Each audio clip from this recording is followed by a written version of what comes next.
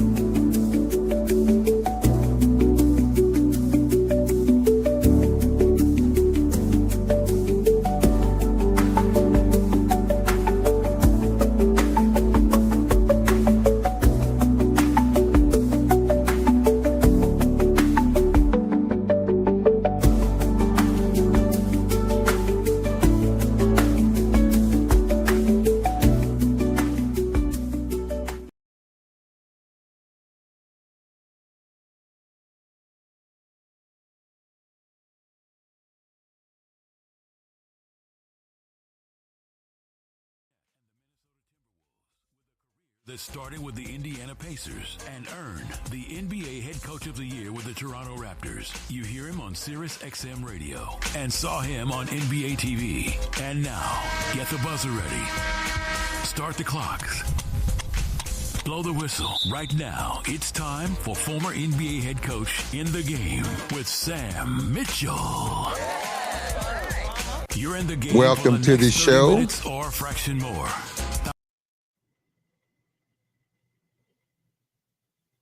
Welcome to the show. The music. Man, look, you got to get your music intro. And you got to give me a signal, dude. Either the music going to fade or you got to point to me or something, man. But your timing is killing me, bro. It's killing me. I sat here and told you, I said, dude, you ready to go. Point to me or something. This is the real deal. This showbiz. And you just sitting there looking at me with sunglasses on. I need to so point. I can't even read your freaking eyes. I need to point at you. Something. All right, or let the music fade or it's time. something. It's time for you to go. Well, look, it's time for the show, man. Look, I'm sorry I had a little housekeeping to do, but you know, when you're dealing with our people sometimes, especially when they want to go by the name of Naughty, I should have known better. I mean, this is my boy and all, but we're gonna use your Christian name, James. No more Naughty. We're gonna use this name his mother and father gave him, James. But listen, welcome to In the Game. We got a super packed show for you today. I mean, I'm not going to say some crazy things, some unusual things that are happening in the National Basketball Association right now. There's some guys that's being rewarded for having good seasons. Miles Turner just got a big deal. I would have preferred for it to be in Indiana, but I understand the Pacers being a little tight with the purses, the fact that they're going to be without their star guard, Therese Halliburton, for the whole season. And so they're going to take a slight step back because it really doesn't make sense to sign Miles Turner to a 4-year deal when you know that next year in particular, maybe the year after that or half that year, Therese may not be 100%. And then it's going to give you time to develop some of those other young bigs on their bench. So I understand the Pacers may be taking a step back for a year or two, but not for the foreseeable future. So that's going on. Also, Jaren Jackson Jr. got rewarded. 5 years, $240+ million, around a little over what, 50 a year, a little under 50 million a year. And the big one, the Canadian, the MVP of the finals of the Western Conference and the season this year, Shai Gilgeous-Alexander, got paid, Naughty. His contract comes out to an average of $71 million a year. And I'm going to say this, for all the young players, and especially my young boy, Darren Peterson, that just signed with this on campus right now in Kansas, getting ready for his first and only year, hopefully at Kansas. The stage is set, Naughty. The stage is set for a player in the near future to make $82 million a game, a year, $1 million a game. It's coming. And it's not way out there. It's going to happen probably in this next class of players with Darren Peterson and the Boozer twins and all those guys. It's gonna be a guy in that class one day signs for about $82 million a year. So I'm excited, man. These salaries keep going up, but more importantly, the play, the skill set, what these guys are doing. The game is in a great shape right now. I like where the NBA game is right now. I like the talent. I like the diversification. I actually like the fact that there's no one dominant team year in and year out, even though we think OKC has potential to do that. When you look at free agency, when you look at what Houston has done, man, I love what Houston has done. They are going for it. You look at Dallas, picking up D'Angelo Russell while Kyrie is on the man. That's going to hold down the fort until Kyrie gets back, and then you expect Dallas to just go to another level. You look at Memphis, even though they let Baines go, Memphis is still in position if they make the right little moves and strengthen the guys around Ja from a standpoint defensively, they can still be in the hunt. So, man, it's just a lot of good things going on out there in the association right now, but a lot of guys getting paid. Naz Reid, Minnesota got paid. Julius Randle, a guy that I like and advocate for. I was a little disappointed in him in the Western Conference Finals, the way he played and kind of reverted back to the old Julius. But I hope it was enough of what the new Julius, what he did on tape, for Minnesota to convince him that that's the guy he needs to be night in and night out. So, man, it's just a lot of great things going on. But now the thing that blows my mind is, as hard as the Western Conference was this year, it's got even harder. The Clippers signing Brook Lopez and bringing James Harden back. Man, think about if you right now had to rate the top teams in the West, and I'm going to give OKC still that top rating, but I don't think OKC is the most talented team in the Western Conference. I don't either. That's what's crazy, but I'm going to give them their due because they're the champs. Until you smack the champs around early in the regular season, they're the champs. But just rank them. OKC right now, I don't know where to go. I'm going to say Houston right now. Whoa. Wait. Right now, because Kyrie's not there. Well, hold on. Dude, have you watched what Houston has quietly done? Have you seen what Denver has quietly done? Wait a minute. Yeah. Denver got better through subtraction, and they got overall better, but they don't have the horses that Houston, Dallas, and OKC I mean, they have. just traded Michael Porter Jr. Yep, I saw for that. Cam Johnson. That's Look, that hold up now. that saved them $15 million in Yeah, salary. but let me slow your roll now. And then they just traded today for Valanciunas. They got rid of Okay, Dario you got a Saric. backup center. Right. Because Sarge was not good. But listen, hold up. I Okay. like those moves, but dude, okay. Slow your roll. Okay. Denver lost some talent, but they gained more team chemistry. I always thought Michael Porter Jr. should have been the next coming of Kevin Durant. That was me. Right. If Michael Porter Jr. wouldn't hurt his back, he was going to be #1 pick. He's crazy talented. The fact that he's 6'10", can shoot the three, can handle.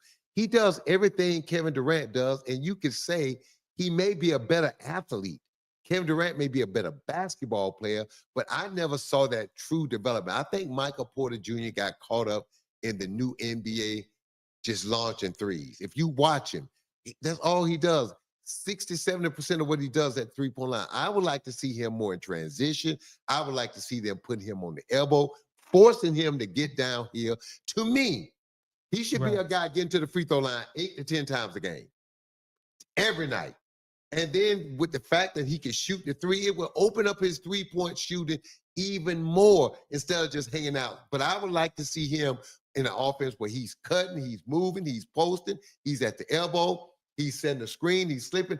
I want to see him do things other than stand at the three-point line and shoot threes because he has the talent to do it. That being said, Bruce Brown, I like the fact that they brought Bruce Brown back. So look, I think they lost some talent when you look at Michael Porter Jr. because he had #1 pick talent.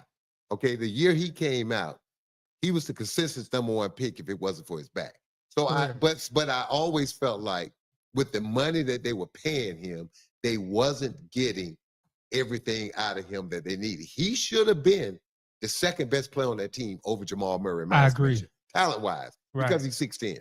Right. Okay, but I do think they've gotten better with Bruce Brown and Cam Johnson and stuff like that because Cam can shoot the three.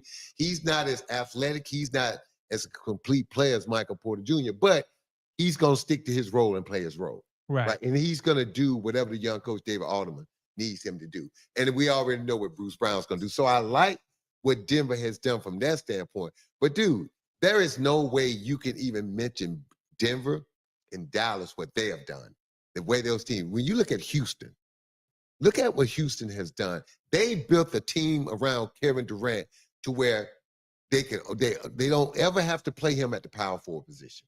To me, that's a no-no. Kevin Durant at 37 years old, you got to keep him upright. You got to keep him clean. He's your assassin. He's the guy that put people to sleep. You know, you remember the movie John Wick? Right. You remember when they talked about the boogeyman and how bad everybody was scared of boogeyman? And the Russian warlord said, no. John Wick is the guy that we send to kill the boogeyman. Kevin Durant is the guy you put on the court in the last 5 minutes of the game to take care of the boogeyman, to bring it home. But he can't do that if he's got to guard the best small forward, if he's got to get 10 to 12 to 15 rebounds a night, he's got to get beat up. You got to keep him clean. Ime Udoka going to play him at the 2 and at the 3. You will not see Kevin Durant playing power forward, and I love that. So from that standpoint, when you look at all the pieces and the size that they brought back Steven Adams. They just signed Clint Capella. They got the kid, the young man from the Lakers, Dorian Finney-Smith, who can play multiple positions and can back up Kevin Durant. They re-signed Smith, the kid, the Jabari Smith. So, dude, Houston right now saying they're taking their hat, throwing it in the ring with OKC. On paper, you can make the argument that Dallas and Houston on paper has as much, if not more, talent than OKC. This is going to be the key, though. This is where OKC can still separate themselves. They play so freaking hard, and they play such great defense. Can you reach that level? Now, Indiana told me that teams can. We had never thought of the Pacers as a defensive juggernaut, ever. Right. Indiana started picking up 94 feet. What was the biggest knock on Obi Toppin in New York? He couldn't guard, right? Right. That's why they got rid of him. Didn't we watch Obi Toppin pick up 94 feet? So, dude, stop. Yeah. This is what I tell coaches all the time. Stop letting your players off the hook. Stop letting players tell you what they can and can't do. It's your job as a coach to put them in certain situations. And not what you realize and what these coaches understand and Rick Carlisle knows. If you want to play, you'll do it. It's one of two things. This is what I need you to do, young man. Either you're going to do it or I'm going to find somebody else to do it. And everybody wants to play because you understand, can't get paid unless I play. I got to play. I got to get on the court. So it's amazing to me how Obi Toppin was pushed out of New York because so-called defense. And in the biggest moment, when all eyes are watching, I'm watching this young man pick up 94 feet every minute he's in the game. I'm watching him fight through screens, fight over screens, take charges, block shots, play with energy. So this is going to be the thing for these teams. They're going to have to be able to not match OKC defensive prowess and talent and effort, but they're going to have to come close for their offense to make a difference. Because you can make the case offensively, Houston and Dallas offensively are better than OKC. Now, have that argument with me. I'm saying, James, please, are you forgetting that who the best player in the world is? Shai, right now. You got him over Jokic, the Joker. The man right who now, just averaged a triple-double last year. I'm going to say something. Listen to me at the 5 position. Let me ask you a question right now. Regardless of age, just on talent and where the NBA is today, if you was starting a team today, easy. You get one player. I'm taking the Joker. Okay. Now let me ask you something. Just being a devil advocate. What do we see in Game 7 against OKC? Who did they put on the Joker? It didn't matter. Hold up. They put Caruso, right? And they were swarming and trapping. They were swarming. They were doing everything. But made it tough, right? Because for a 7-footer, the best you could do to Shai was come trap him way out at half. Wait a minute. Whoa. Dude, listen to me carefully. I'm listening to you. I'm making an argument. You like my wife. Y'all can't stand to be wrong. No, y'all hate when somebody else is making a freaking point that y'all just don't understand. No. Until you listen. I lean towards your professionals. You the NBA coach of the year. I'm listening to you. But I'm just gonna ask you questions so you can continue to explain to the people. Okay, but I'm just painting a different picture. When you look at what you have to do to stop a guard, all right? If he gets the ball and he's coming up court, you got to send 2 people at him at half court. Right. And generally, it can't be a big and a guard. Why? You know what we teach the guard if you send a big and a guard to come trap? Attack the big. Attack the slowest guy. So it can't be a big. So now you send 2 perimeter guys. So when they coming at me at half court, that means you got 2 bigs and another perimeter guy defending 4 guys. All I got to do now is make the right decision. Look how you've opened up your defense, okay? Look at the difference. You put the joke on the high post. You put a smaller guy to get up under it. So now he's looking. He's uncomfortable. See, I got you uncomfortable. Now I'm digging. Now I'm trapping. You don't know where it's coming from. You don't know if it's a big, and what I'm trying to force you into is to take a quick, hurry, fadeaway jump shot, 18-footer. Because you don't know what the trap coming. You can't defend Shai the same way. I agree. So even if he comes off that screen, you got to have the big got to trap him. Again, there's 2 guys. All I got to do now is get rid of that ball. My point is this. When you're putting together a team, ask yourself what position the other team, what they would have to do defensively to slow or stop that guy. And if they got to expose their entire defense to try to slow this guy down or stop him, maybe that's the guy you need to start with your team. So how much do you... So my question to you is it easier to trap and put a smaller guy and disrupt the Joker? Or is it easier to disrupt Shai coming up court where he can see everything in front of him? Well, I watched the playoffs. I saw that it was easier to disrupt Shai because Denver problem was Michael Porter had a busted shoulder. Yeah. And then Aaron Gordon had a tight hamstring, and then Murray got sick. Yeah. So all the attention can now go to the Joker. Yeah. And Joker still's putting up 40 and 15 Look, with 8 assists. Look, my job is to create some thought and get people to look at things in different But I ways. see what you're saying. You made a great point. You just made a great point. OKC won the championship, but again, do we know that? Are we sure that they were the best team? Because you made a good point. Aaron Gordon pulled his hamstring for Game 7. The point guard, Jamal Murray, was sick. Michael Porter Jr. was playing one arm. Those things matter. Even though they said it was his left shoulder, dude, it affects you when you're going up to shoot. That pain, people don't understand. Yeah, I shoot right-handed, but everything I do, my body and my shoulders are connected. So even every time I go up to shoot with my right hand, I feel that pain. Also, it limits which way I can go. I'm not going to be trying to go left. I'm not going to try to do certain things, right? When I go to the basket, I'm not looking to take contact. So it alters how you play. And then let's go to this. Look how Halliburton started in Game 7. He was 3 for 3. Indiana was, even without him, was up at halftime by 2 points. But think about Halliburton made his first 3 threes.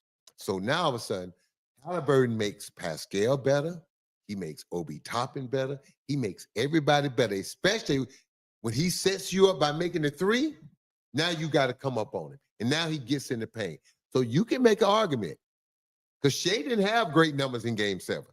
You can make the argument if Halliburton don't go down and the way he was playing, the way he started, Indiana might have won that game. You got a good Indiana point. might have won that game. They might have won that game.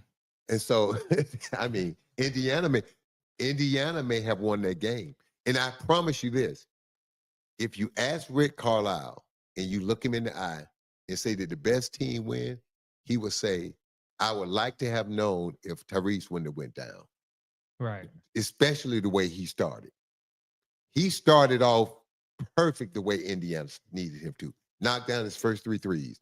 Now he set OKC up for the buffet table. Because now you got to come out and respect my jump shot. Now I can live in the paint and get past you. Now when Chet and all those guys step up, now I'm dropping it off. Now I'm kicking it here. Now Pascal Siakam don't have to dribble the air out the ball to get to his spots. I can set him up. Now, when I get to the hole, I got Obi Toppin, who's been raining threes, wide open without having to rush because I've collapsed the defense. So again, I'm a pacer guy, and I respect what OKC has done, but I still would have liked to see those 2 things. If Denver would have been healthy and if Halliburton wouldn't have got hurt. But again, now that we say it before every season, it's who stays healthy. And staying healthy during the playoffs, I don't know if it's luck, I don't know if it's skill, I don't know what it is, but it is what it is, and it's part of the game. Right. So you got to still give the love to OKC. But again, going back to the West, the Clippers signing Brook Lopez, bringing back James Harden, looking at that team, everybody forgets the Clippers took Denver to 7 games. Yeah. And James Harden was a no-show in that 7 games. As usual. Well, but think about, okay, I'm going to cut James some slack from this standpoint. Look at what James had to do during the regular season when Kawhi got hurt to keep them afloat. 40 minutes a night, putting up big numbers, playing a lot of minutes. Is Kawhi going to be healthy this year? Well, that's the hope, man. And that's the hope every year. I'm sure the same thing in Philadelphia. They hoping Paul George and Joel Embiid right. not just be healthy, but be in shape. Maybe Joel Embiid just getting in shape may solve most of his health problems if he lose weight, get in shape. But that being said, you're looking at the Clippers. We still, dude, we haven't even talked about the Lakers. And this is, listen, I said this the other day, last night I was doing the show. When Rich Paul released that statement, first of all, LeBron don't play. Oh, I'm going to get my $52 million. Oh, yes, sir. I'm opting in. Yes, sir. I got to have that. Get my $52 million. Because I earned it. Look at my numbers. Oh, yeah. I was all NBA. So I've earned that $52 million at 41 years old. Okay. But when Rich Paul made the statement, we understand the Lakers are maybe in a rebuilding situation. I'm going to opt in. And if they are, we sit down at the appropriate time and look for a place for me to go. How you rebuilding with Luka and LeBron? That's unheard of. What LeBron is saying, though, I'm looking for another place to go. Look, man, LeBron is not stupid. You can say a lot of things about LeBron, but stupid is not one of them. Okay? LeBron looking around the landscape. He's saying, we didn't beat Minnesota. They swept us. Right. Okay? In the first round. So me, Luka, and Austin Reed as the big three, that ain't going to get it done. All right? So he knows that. He's looking at what Houston has done. Correct. He's looking at Dallas. Yeah. He's still saying OKC. He's looking at Denver. He's looking at the Clippers just across town. All right. Looking at what they've done. What do all those teams have in common? San Antonio. Look at what San Antonio quietly doing. Yes. Okay. So he's sitting there saying, okay, I'm counting. We ain't going to be first. We're not going to be second. We're not going to be third. Wait a minute. We're not going to be fourth. What is Rob Pelinka there for? Okay. Because you look at all those other teams that you just named. And one thing all those other teams have, they have bigs. They have multiple bigs. People hit your like button if you like what you're seeing. Subscribe to the In the Game Network. Sam Mitchell, we got more shows coming, but they all have multiple bigs. Now we're seeing DeAndre Ayton is about to get bought out. Yeah, we'll talk about that. We'll add him in the equation. Okay, I just want to. I'm just saying there's some things the Lakers can still do. And Damian Lillard, Dame Lillard is out there also, just throwing out some names. There's some things. We're gonna look. Let's take a break because we got to pay some bills and stuff. Let's take a break. When we come back, ladies and gentlemen, there's been some interesting things in the NBA. I've been around the NBA since 1980. Some of the stars being bought out, forced out, kicked out, whatever you want to call it. Listen to In the Game with your host, Sam Mitchell. We'll be back right after this. Sports fans of Real Talk and Hoops Insight, stay in the game with NBA legend Sam Mitchell. Now you can show your love for the In the Game podcast with exclusive merch from the In the Game online store. Coffee cups, caps, grab bold t-shirts, cozy hoodies, sleek thermal drinking cups, and more. It's all with that signature Sam Mitchell swagger. Visit InTheGameStore.com today and get in the game with Sam Mitchell, because it's more than a show. It's a lifestyle on the In the Game Network. All right. In the Game with former NBA coach Sam Mitchell is taking a break. We'll be back in less than 2 laps. This is the In the Game Network. And we're back on the In the Game Network with Coach Sam Mitchell. Lean in right now to hear what the coach has drawn up on the Welcome back to In the Game. James finally pointed at me and gave me a cue. It was still not up to par, but anything's better than what he's been doing. Welcome back to In the Game. I'm your host, Sam Mitchell, and we've been talking about the free agent signings, how some of these teams are looking, how they're being constructed, deconstructed, players moving around. And before the break, we talked about Dame Lillard, DeAndre Ayton, and what's the guy, Jordan Clarkson from Utah.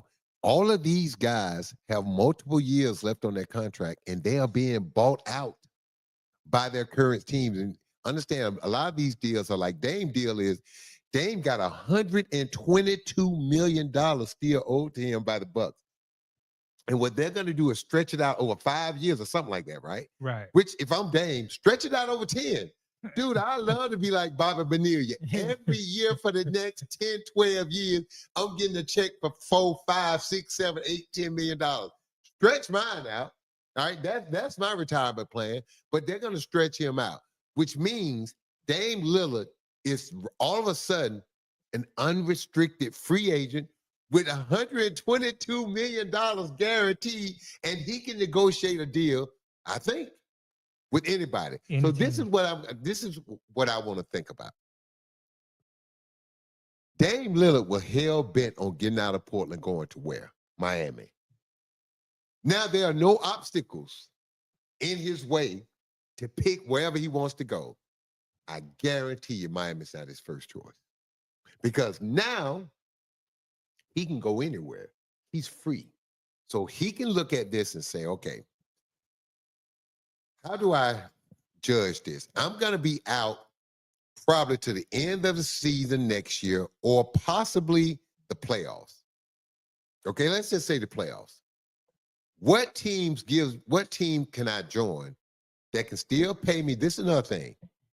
How much is he willing to take? because again, I got 122 million guaranteed over the next 5 years coming. I know that's coming.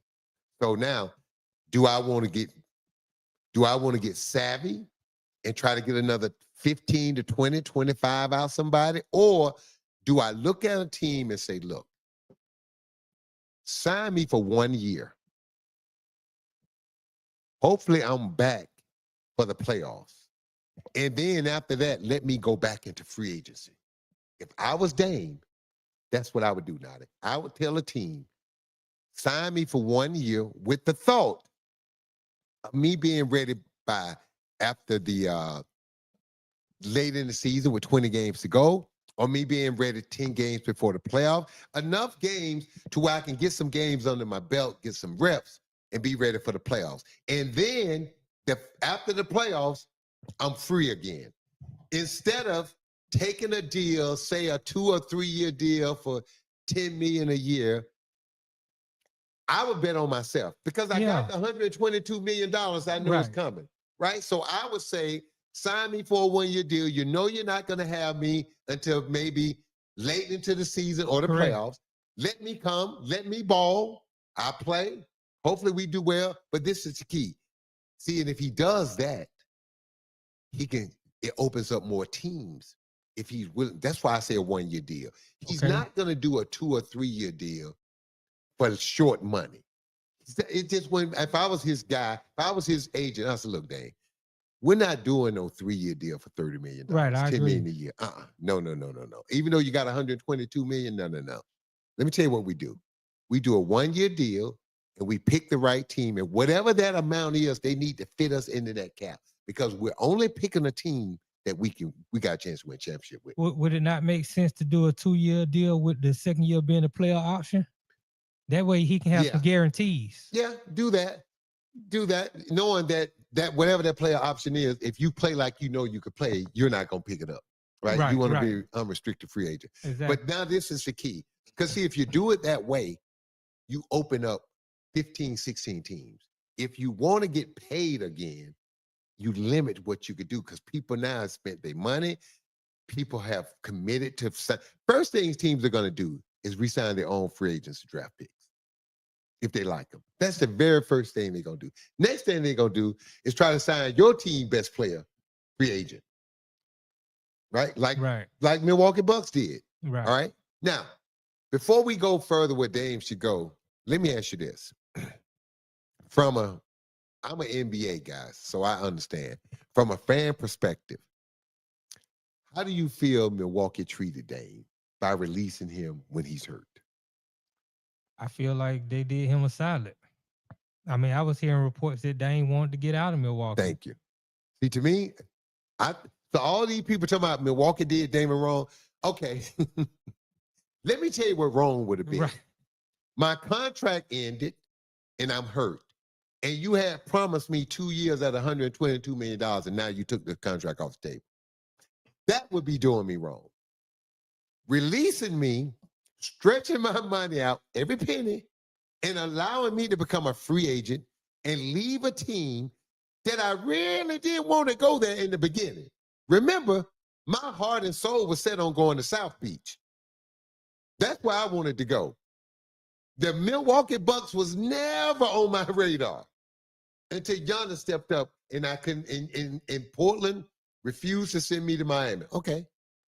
Now I can go wherever. I got a dark horse team for you for 1 year.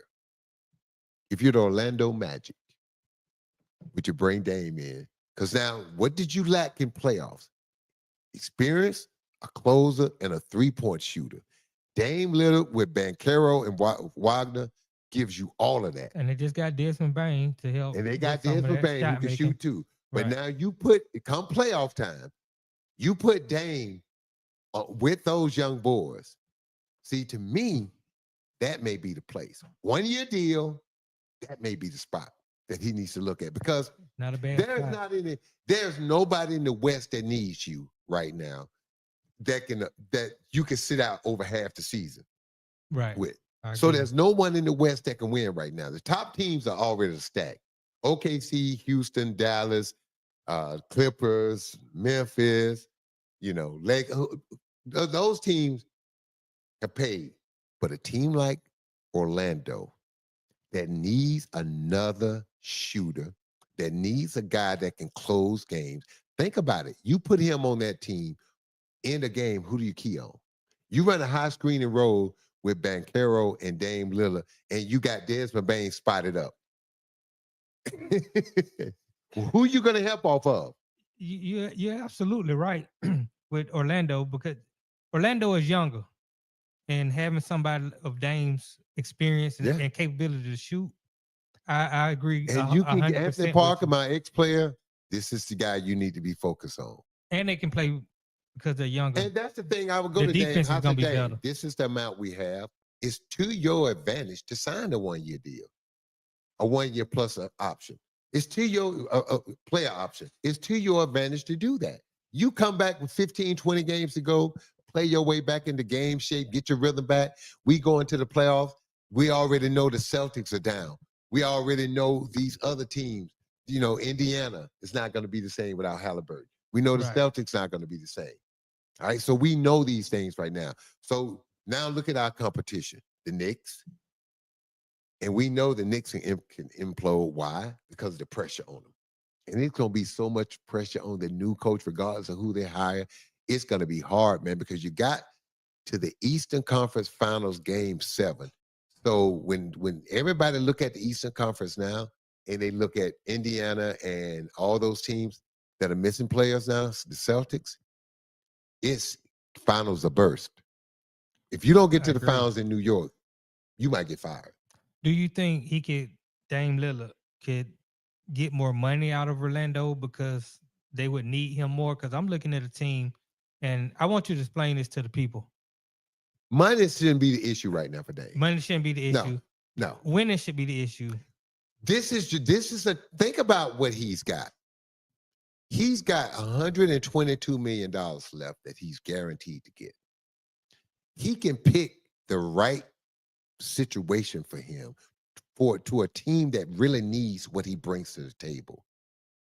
Take this summer, start of next year, get yourself healthy, get in shape. Last 15 games. Look, man, an NBA player hits his stride after 15 games.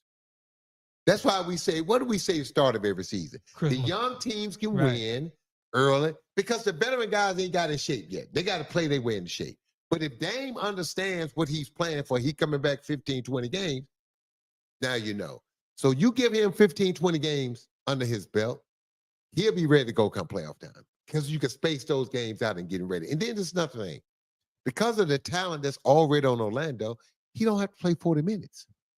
You got guys that can play defense. You know, you can sub him out offense, defense. There's a lot of things you could do to stretch him out and get more out of him. Right? Right. So to me, Orlando would be, if I'm Orlando, I'm on the phone with him right now. And I'm selling this to him. And I'm selling him a 1-year deal. Dame, don't you want to be a free agent again after having a deep run in the playoff with a young team? Think about, even though he'll be 38 hitting the free agent market, somebody would give Dame a James Harden type deal.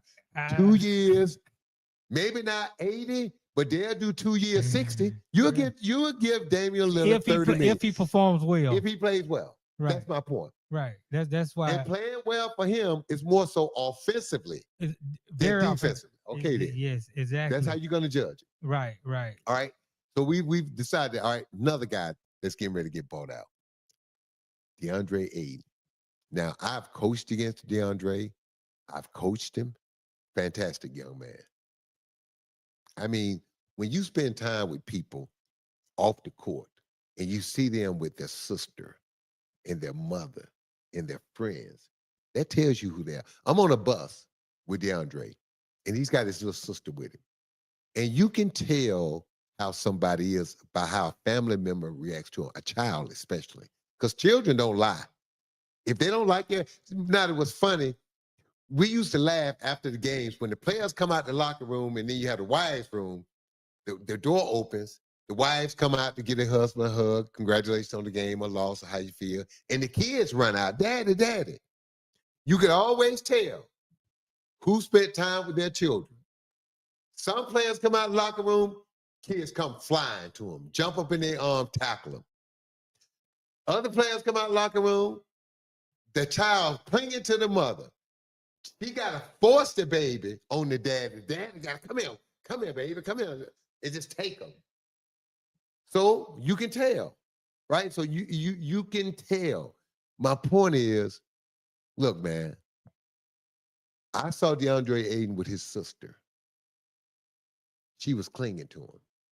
He was gentle. He was kind. He was patient.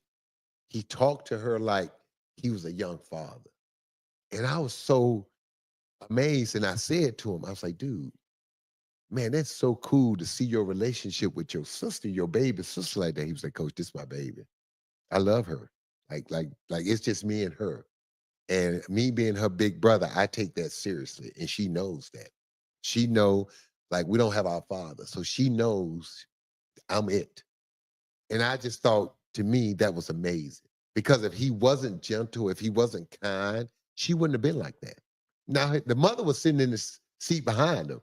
She wasn't sitting with the mother. She was sitting with her big brother. And it reminded me of my relationship with my little sister when we was growing up, me being 4 years older than her. We were like that. We just cling to one another.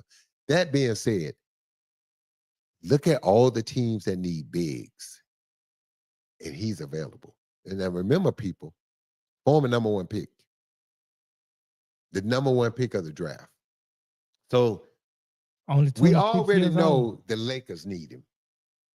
Do the Lakers have the money to pay him? Because DeAndre Ayton's situation, even though I don't know what his contract situation is with Portland.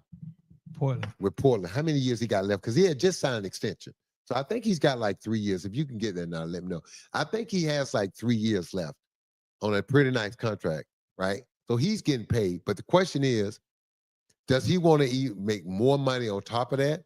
Or is he willing to do like we talked about with Dame, take a less number and slide in for more of a fit? See, to me, Ayton is different because of his age and the fact that he's somebody that you may want to continue to build around. So to me, if the Lakers could afford him, if the Lakers could figure it out, they need him. They need a big that can play center or power forward. They need him. But this is the thing.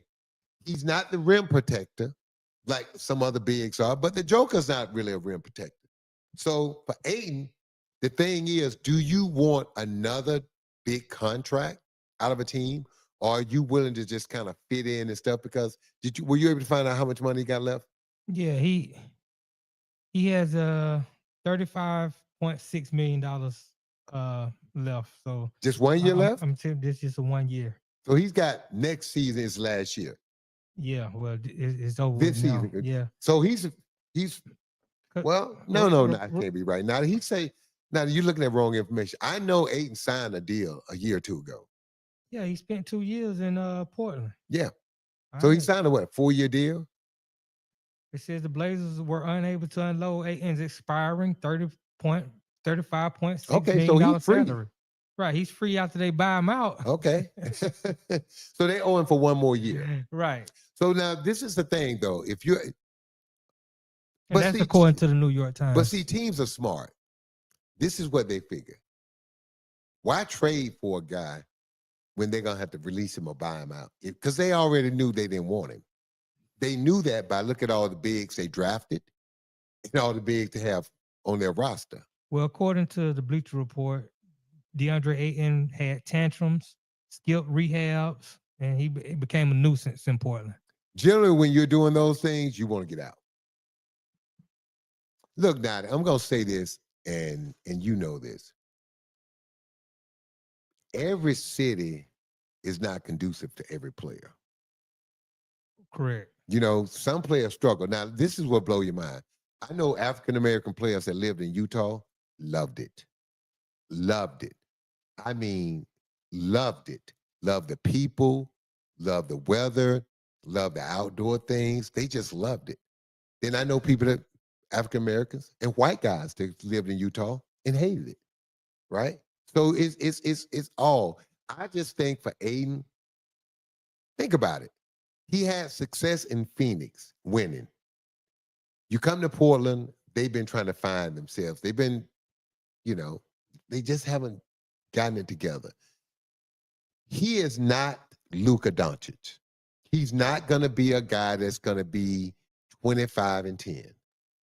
His numbers are going to be 15 to 18, and he's going to get you 8 to 10 rebounds. He's going to be a solid passer, a solid defender. He's a smart player, right? So the question is, where would he fit? Well, the easy answer would be the Lakers because they need a big. Yeah. But this is what I'm looking at. Last year he was 14 and 10, but you're right. He's gonna be somewhere between 14 and 18. Yeah. 10 rebounds. 10 to 12 rebounds. He's never averaged under 10 rebounds in the season. He's around 59, 60% from the field. But it's only gonna get you one block. Yeah. He's not a rim protector. He's not big girth wise. But when we talk about the Lakers, we need a rim protector because Austin Reed can't guard, Luka can't guard. So again. Right. So is he really not what the Lakers need?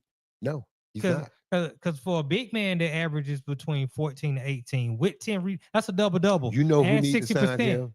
You know how much money he still garners. You know who needs to sign him? The Boston Celtics. They lost Cornette. They traded Porzingis. They don't have a center. Who's their big man? Right. And Al Horford is free. Al Horford, 42 years old. Right. So you look at the way Boston play too. They want to play space and move and cut, stuff like that. They don't need necessarily a dominating center in the center position. They need skill.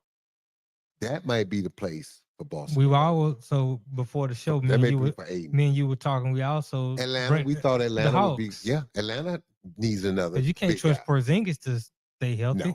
No. And plus, you need multiple. You have to have multiple bigs to compete for a championship. They're going to roll the dice for Porzingis.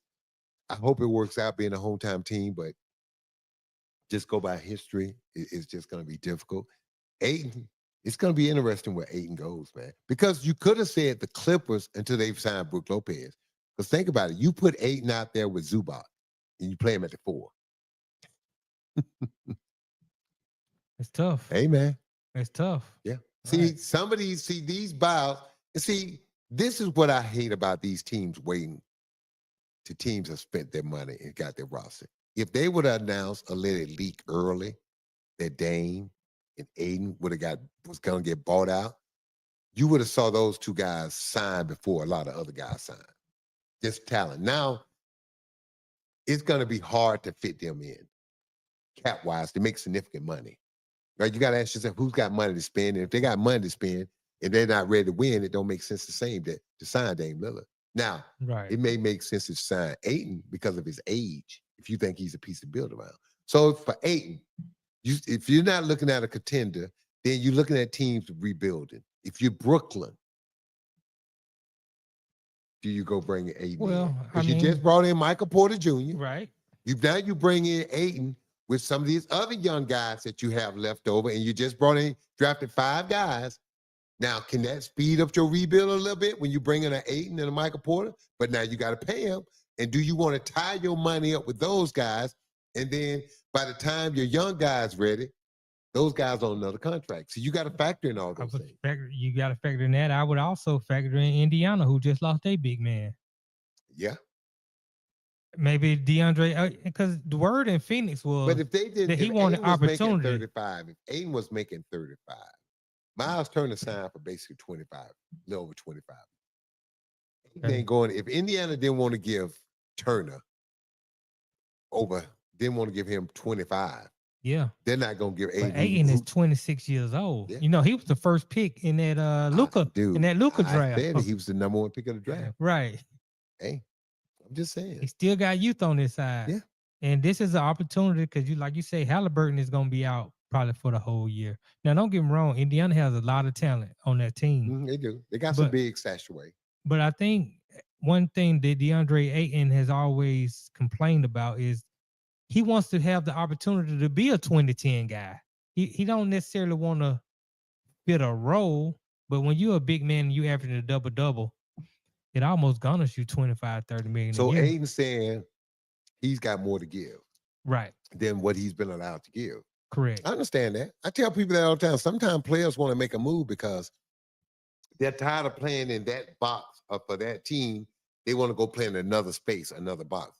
Because all players have to play in a box, except the stars. The stars get the run of the box. Everybody else got to play in certain sections of the box. People don't understand that. But I think it's going to be who and where Andre Ayton signs. That's the music. We got to pay some more bills. Look, when we come back, we're going to continue this talk about the wild free agents. We're going to still talk about some of these guys that just got let go, and understand the NBA is about business. And some of these decisions may seem cold, may seem hard, but it's just only business. Listen to In the Game with your host, Sam Mitchell. Sports fans of Real Talk and Hoops Insight, stay in the game with NBA legend Sam Mitchell. Now you can show your love for the In the Game podcast with exclusive merch from the In the Game online store. Coffee cups, caps, grab bold t-shirts, cozy hoodies, sleek thermal drinking cups, and more. It's all with that signature Sam Mitchell swagger. Visit InTheGameStore.com today and get in the game with Sam Mitchell, because it's more than a show. It's a lifestyle on the In the Game Network.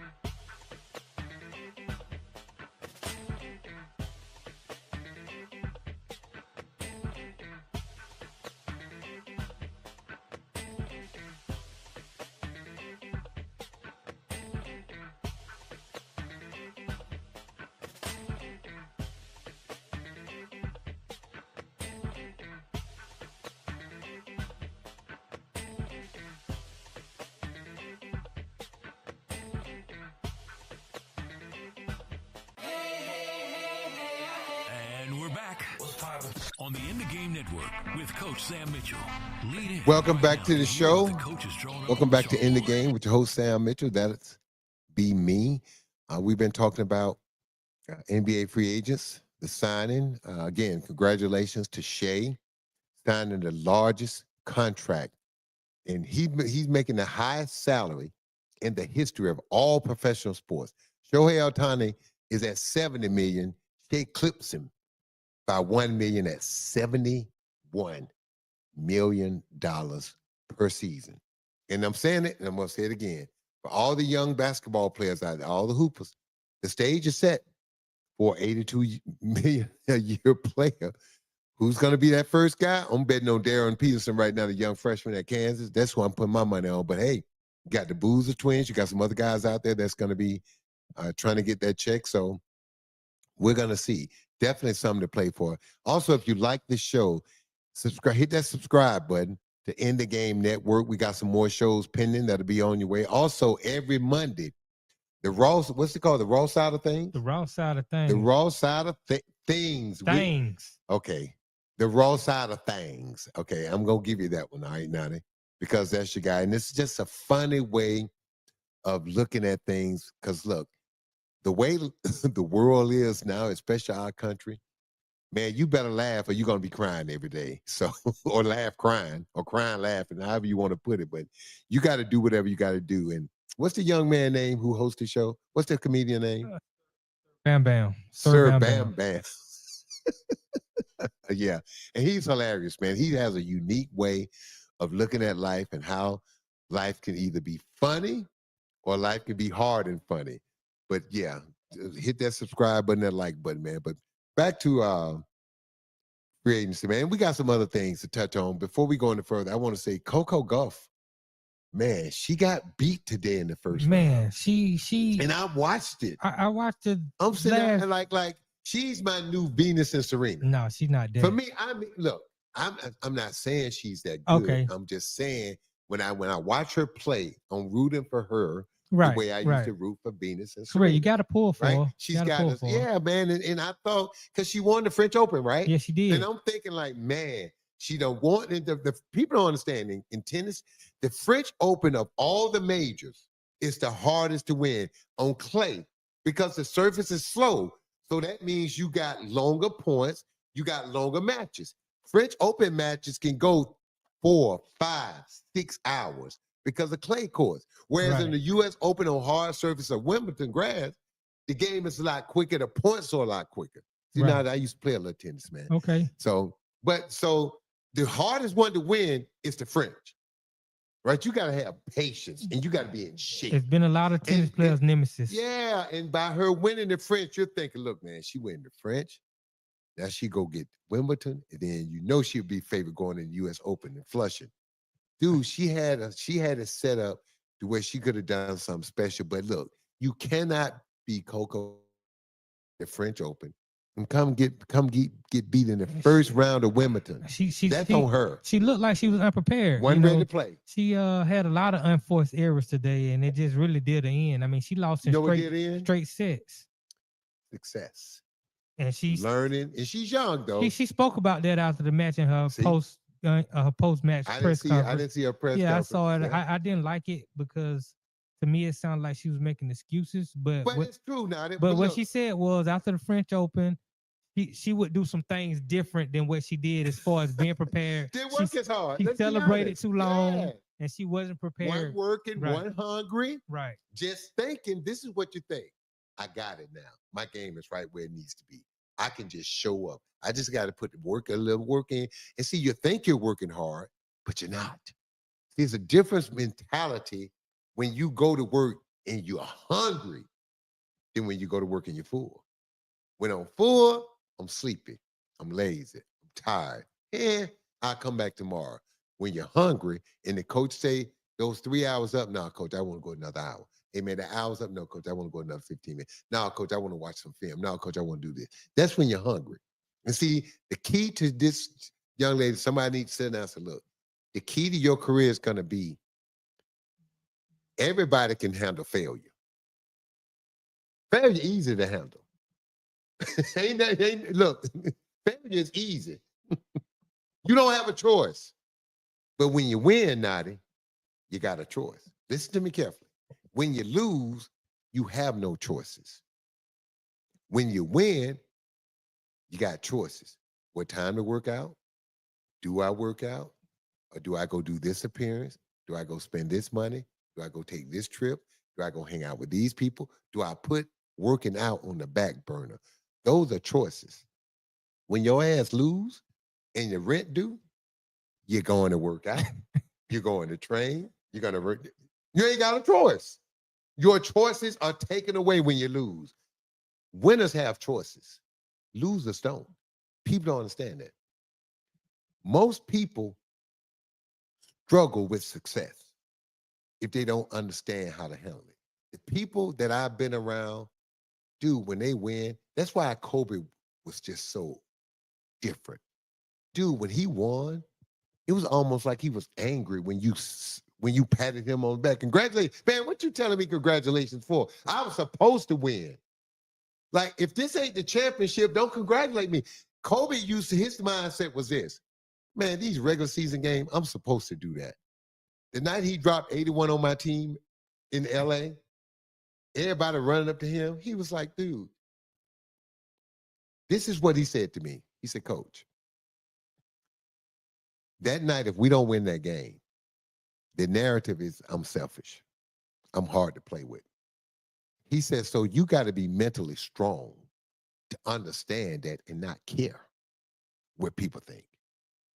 You got to be mentally strong. He said, so I'm not afraid of success because failure is going to make me work. Success makes me work harder. Barry Bonds said this one time. He said when he was going through a slump, he took a step back, put pressure on himself. He said when he was hitting it well, he stayed in the batter's box. He worked harder. Most people, when they're having success, they take a step back. The great ones, the elite, the special ones, work even harder because they want more. People used to get on Tiger Woods because he would change his swing. He won 10 tournaments, 3 majors, and he's changing his swing. You know why Tiger changed it? Because he didn't win them all. Tiger thought he should win every tournament he teed up in. Every one. So in his mind, if I don't win every one, I'm falling behind. That's why they're great. That's the difference. So congratulations. Look, Coco, you look, this is a learning moment for her. It is. She's Learn still from young. it. She's young, man. Learn from it. But this is a tough lesson to learn. And sometimes the best lessons are tough. Right. So she'll rebound from this. And we gotta say congratulations to Diana Yastremska. That's the girl who beat her. She was ranked number 42 in the world. Beat her. But she's a tough draw because she likes to take a lot of risks. She's not a tennis player that you want to play in the first round. In the first round of a tournament, especially if you're unprepared. Yeah. Well, she could be good from a standpoint, because I was watching the match and I heard Chris Everett, the announcer, I think it was Chris Everett, was saying early on this could be a good match for her because it forces her to hit shots and it forces her to get comfortable on grass. Right. Because she says she's uncomfortable on grass. She don't play a lot of grass tournaments. So Chris Everett was saying by playing a young lady like this, it could force her to get comfortable because she's going to have to play a longer match. But this Chris thinking that she's going to turn it on, go to another level, and beat her. But but you saw some of them unforced errors she was making. I mean, it wasn't going to be no turning on today. No. That being said, now, what's the next stage? All right, let me ask you this. Are you shocked that teams, I can't remember the last time teams bought out these caliber players. Right, because Jordan Clarkson, I think he's going to New York, and he was good in Utah. Yeah, he was. I mean, the guy can put the ball in the hole. He can create his own shots. I mean, I think New York, I think the Knicks was the team that it looks like is going to have Jordan Clarkson. Yep. They need another guy who can create. Come off the bench. Right. Light it up for him. That'll be useful. DeAndre 8 and 26, double guy, and of course Dame. Yeah, I am surprised that guys of that caliber, that many of them was. But you just said it though. These teams basically did these guys solid. Dude, think about something. How often are you under contract getting paid, guaranteed money, and become an unrestricted free agent? Right. Usually it just happens with coaches. Yeah. And become an unrestricted free agent. Right. Dude, that's a godsend. That's like, I keep doing this. I get it. You're averaging 2 turnovers a game. That's a good one. It's like God just sprinkled down this magical dust and said, look, man, I want to bless you again, my son. Right. Just give you an opportunity for more money. And then they get to pick and choose where they want to go. One thing we got to transition over to, and I want to touch on this because people don't know this. My very first love was football. I was a football player before basketball. I sucked in basketball. I kept getting cut. I got cut, ladies and gentlemen, in the 7th, 8th, and the 9th grade.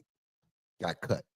Now, I'm going to say it was unfair, the trial process. Okay, you tell me if I'm wrong or not.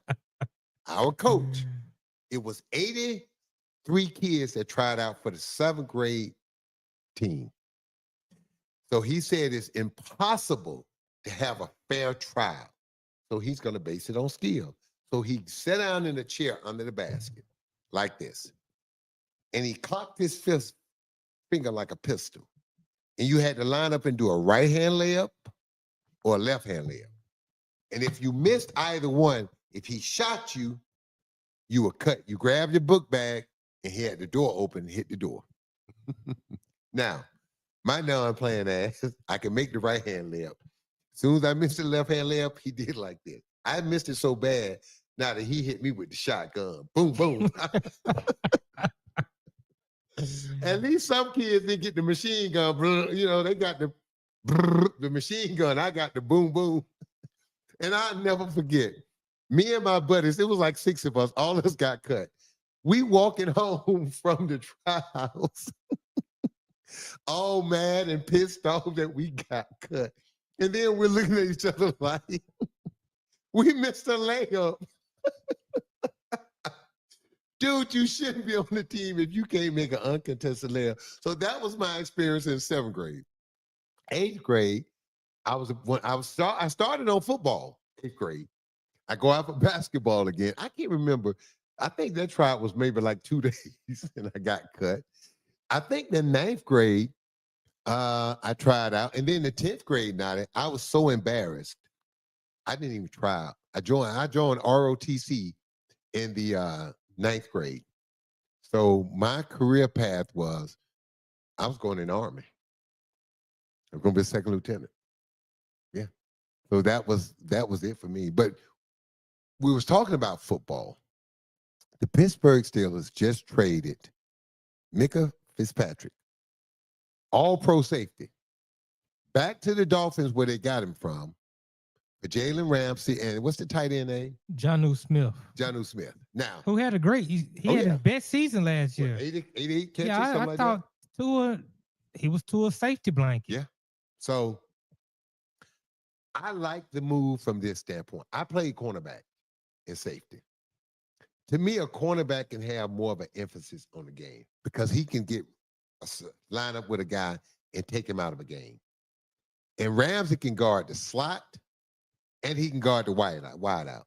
So now if you're Pittsburgh, you got 3 lockdown type corners.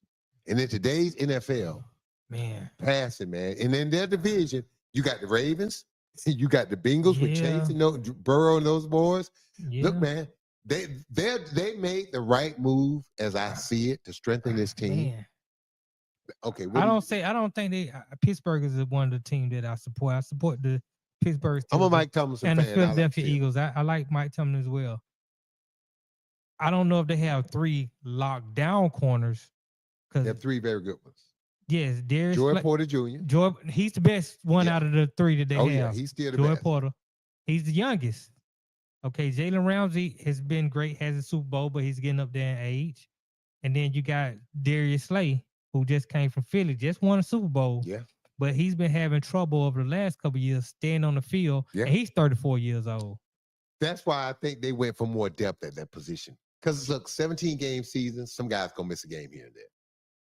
Even if they're healthy, you just beat up sometimes. You just need a game off, right? If I was the Steelers, if I was an NFL team and I had a good team like Philly, I would say, I'm going to sit 2 of my guys. I'm going to sit guys for at least a game or 2. I'm giving somebody else extra week off. 17 games is brutal. Especially, I think the Cowboys or somebody this past year played like 3 games in like an 11-day span. No, Kansas City. Yeah, think about that. 3 games in 11 days in football, That's bro. tough. Tough. Right. They did every 3.5 days. They won all of them. Yeah, but dude, that may have been the reason why they couldn't win the Super Bowl. Too beat up. You're right. You're right. Dude, I felt like during that span, and people said that. I thought some of their key players, he should have rested them a game. Even people thought, because Patrick was nicked up, thought he should have sat Patrick a little bit. Yeah. Mm-hmm. Yeah, I think check this out, man. News. Duncan Robinson going back to the NBA. Duncan Robinson just signed a 3-year deal with the Detroit Pistons. They need shooting because what we were just about to talk about before that was Malik Beasley. Everybody say that, but listen. Malik Beasley, they might lose him. So they had to replace the shooter. And we'll talk about Malik Beasley, but this is the problem. What are you going to do with him when you put him on the floor defensively? Hold up. What did Miami sign him? Dude, this is what I don't understand. Are you going to play him? And hold up. Are you going to play him even though he has defensive deficiency? Because this is the thing. You say you need shooting. I ain't never seen nobody make a shot on the bench. Yeah, you just gave him $48. You just gave him $48 million a year. Right. You just gave the man $48 million. So no, that's more than 12. Yeah, that's more than 12, right? Yeah, for 3 years. For 3 years. Dude, I'm looking at this. That's like $16 million. But this is the thing. He don't defend. He don't rebound. And he doesn't make plays and make people better off the dribble with the ball. Right. He's strictly a guy that can make shots. Well, my thing is this. I don't just want him on the team. Is the coach going to play him when he realizes when he's out there, people are attacking him every time? That's what happens. I'm saying, do they not know what they're getting? You get away with it in the regular season. Right. Playoffs. Did they attack Luka every time? They put him in every pick and roll. Right. Every pick and roll. Now, I tell people this all the time. When you get to the playoffs, they don't care who you are. They're gonna, if you are weak link, look at Mike Conley Jr., look at Dame Lillard in the playoffs. They win at him every time. Well, let me ask you this. How closely do general managers and head coaches pay attention to all the other players in the league that's not on their own team? They think they can do something different. Because when you convince yourself to give that guy that money, you think you can do something different. Just go back and watch the tape. Stop listening to what somebody tell you. Go watch the tape. Can he guard his position? Because I'm telling you, come playoff time, every time he walks on the floor, I'm going right. Well, we already know he's a defensive liability. Okay, now so think about he this has now, to make shots to stay on the floor. You can't make enough shots. Let me tell you why. He's not going to have the ball all the time. This is different than having than Brunson or Karl Anthony Towns. Because they got the ball. They can get payback. Right. Duncan Robinson's not going to bring the ball up. You got to pass it to him. You got to create to get him a shot. He can't get a shot for himself. Right. So how much is this about Cade Cunningham, who's going to be having the ball in his hand? He's the point guard. If you're going to play him, it makes sense. If you're not going to play him, then he wasted money. Thank you. And that's what happens. You start thinking, I need a shooter. And then somebody else wanted this guy. Right. So the price don't went up. So you overpay the guy. Right. Now all of a sudden you get him, you start playing games. And you're like, well, damn, Duncan didn't get but 4 shots tonight. He was 1 for 4, but he gave up 14 points defensively. Right. And then every night you see, every now and then he has a night where he gets 8 shots. He's not getting 20 shots a night. He's not getting 15. He's not getting 10. So if he ain't getting at least 10, 12 shots a night, what are you doing with him? Because in order to get 10, 12 shots, you got to play him. I don't have a problem with you signing him, but this is what I don't want to hear. I don't want to hear he's sitting on the freaking bench because he can't guard. This is not a rookie. This is not a second-year player. He has plenty of tape on him. Right. Plenty of eyes. You've played against him. Right. Ask yourself this. When you played against Miami and Duncan Robinson walked on the floor, did you attack him? Did you think he was a weak link? If you did, why would you sign him? And I'm surprised you better play him. Now, dude, I'm telling you, you better play him. Yeah. He got to play. And I don't want to hear he's not good defensively. Detroit is another one of those teams where now I'm thinking about Dame because they just lost Dennis Schroeder. That's right. Dennis Schroeder just signed with Sacramento. Right. He signed with Sacramento, and they were trying to work on a trade where they were going to send Dennis Schroeder in the signing trade, and they were going to get back Malik Monk. That would have solved all their problems. But Sacramento was going to give up Malik Monk? Yes. That's what the reports were saying. But it didn't happen like that. So Sacramento still has Malik Monk. Malik Monk would have prevented them from signing Duncan Robinson. Dude, I'd rather have Malik Monk. Oh, yeah, of course. Yeah, me too. He's a ball player. Yeah, he's a hooper. My thing is, look, man, I just don't. The guy does one thing out of 6 good. The other things you got to cover for him. And I'm just telling you, man, I do not want to hear the coach can't put him on the floor because he can't play defense. Because I want to tell you something now. If the coach got other alternatives and the guy can't guard his yard, J.B. Bickerstaff going to put him on the bench. Because I'm telling you, in today's NBA, you got to play defense. Dude, OKC and Indiana just showed you. If you're not willing to play defense, you're not winning the championship. You're fooling yourself. They played hard. They played intense. Right? Dude, I have never seen NBA teams, and I've been around this league since 1985. I've never seen teams picking up 94 feet, guards and forwards, the whole game. They picked up so much, Nadi, to where they had to bring the center to half court and in the back court to knock these defenders off, to free these guards up. Think about that. We've never seen that before. So look, man, this is an arms race. I love it. But I still don't think there's not a team in the East right now that can beat a team in the West for championship. Wait a minute. You just told me in that first segment that had Tyrese Halliburton not got hurt, things might have been different. Yeah, if he wouldn't have got hurt in that thing, but dude, you and I agree. We don't know if OKC the best team in the West now. I agree. I agree. Now I'm giving them that. You may not. I'm giving them that because they won the championship and they didn't lose I give them anybody. that right now. They're the Okay, champion. but you asked me that 15 games into the season, and it's not going to take me a half a season. You asked me 15 games into the season because this is the difference now. Every game matters. You mess around and get out to a slow start, you get in the hole, can't get back. Because where you going to look at your schedule where you can run off 8, 9, 10 wins in a row? That ain't happening in the West. Think about Cleveland had 2 16-game winning streaks in the regular season. That ain't happening next year in the Western Conference. Ain't nobody in the Western Conference winning 16 games at one point, not twice. That ain't happening, Captain. Then you look at the bottom of the West. Even they're down there, they're going to fight you. Who's going to be the bottom teams now? Sacramento? Who else? I mean, where do you put Golden State? They haven't done anything. Right now, where they go? They lost Kevon Looney. They're going to lose the kid, Jonathan Kuminga. He's not going back. Yeah. That's the next thing. Where is he going to sign? Because he wants to get paid. Now, Duncan Robinson I've been hearing got Miami. $16 million a year. That's why Miami didn't bring it back. Maybe Kuminga's going. That's what I've been hearing. Now, he's going to want 20. He's going to want at least 22 to 25.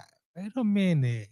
I mean, maybe that's true because he's young, but he hasn't proven anything. Maybe, look, Duncan Robinson got 48 for 3, so hell, I don't know. After getting 96. Right. Think right. about it. Yeah, that's...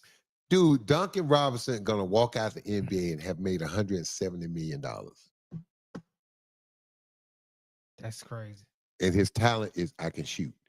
But, you know. No rebounding, no playmaking, no defense. I can just shoot. And in the last few years, look at the minutes he played. Yeah, that's what I'm saying. I've seen games where he don't play. Right. He don't. That's DNP. my point. Yes. DNP because can't guard. Right. Can't rebound. Can't facilitate. So again, I don't like that move for Detroit.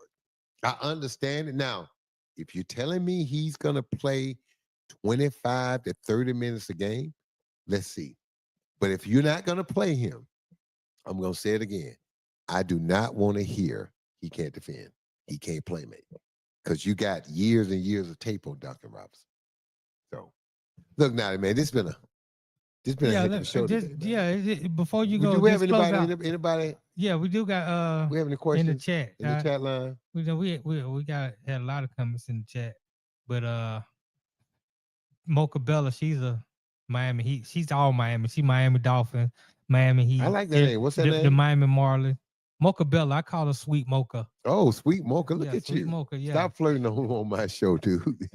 But she says Pat Riley won't be taking Dame Dollar. He not healthy. No. It wouldn't make sense because you don't know where Miami's going to be late in the season when Dame's going to be ready to come back. It's going to be interesting to see where he ends up. It really is. You know, it's going to be interesting because I think he'll be back late in the season to make a playoff run. The question is, who's that team that's going to do it? Again, I'll say it again. Orlando, to me, makes the most sense. Denver Nuggets, I didn't read this post, but one of the listeners said DJ Chuck, that's his name. Denver Nuggets just signed Tim Hardaway Jr. to a 1-year deal. Oh, and the shooter. Yeah, so, you know, they're trying to get, look, I think what they're trying to do, I think what Denver's trying to do is just get quality. I think they're trying to put together a cohesive team so a young coach can just coach without worrying about personality. Right. And before we go, I wanted you to just chime in on this Malik Beasley situation. Yeah, now, and set people, Malik Beasley is being investigated by the feds for gambling. And as you all should know, it is illegal for NBA players to gamble on basketball games. I think any gambling, period. I think it's just basketball. I think it's just basketball. They may be allowed to do other stuff, but if it was me while I'm playing, I wouldn't touch any of it. I would stay far away from if I went into a casino, I wouldn't go into the sports book area. I remember when I was the coach of Toronto, I used to go to the side of town, Little Italy, where my tailor was, pick up my suits. And it was a coffee shop. And he and I would always go in and get a double, triple espresso, right? And all the Italian dudes sitting around in there with the cigarettes, they still smoking. All of them drinking the cappuccinos, and they speaking Italian. They all dressed to the dime. And my friend used to like to say, quote unquote, now this Canada, those guys are connected. I don't know what kind of mafioso in Toronto, Canada, but I think he just liked to do that. But every now and then, those guys, oh, coach, who you like tonight? Man, I don't know what you're talking about. And I would just laugh and say, look, man, that sky in the eye, the eye in the sky, David Stern looking down on us? No, I don't play like that. Dude, I hope for his sake that there's no truth to it. Now, and I'm going to say something. I'm going to tip off anybody out there, players that want to gamble, who's listening. Don't do it. And if you think you're smart by getting a friend of a friend of a friend of a friend of a friend, someone 15 spots removed, this is where they're going to get you. It's the amount that you gamble, dum-dum. Not it. If you've ever gambled before online or in casino, if you have a history, they know how much you normally bet. They keep a record of it.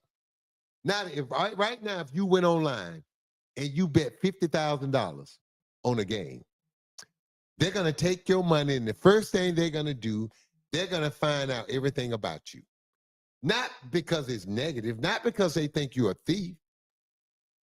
They're going to hope that you're rich and they can form a relationship with you, and you keep betting 50,000.